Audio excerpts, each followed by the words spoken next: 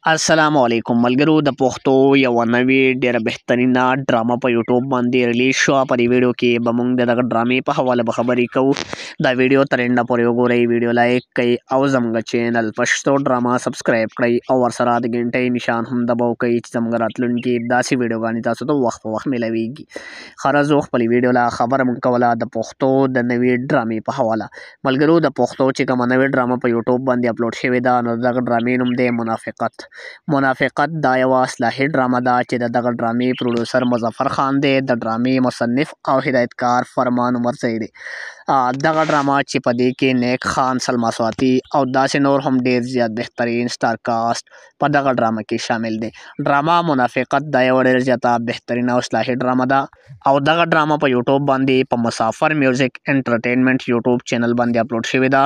تاسو دغه ډرامه په مسافر میوزیک انټرټینمنټ یوټیوب چینل باندې کتلی شئ چې یوه ډیره زیاته بهترینه او اصلاحي ډرامه ده.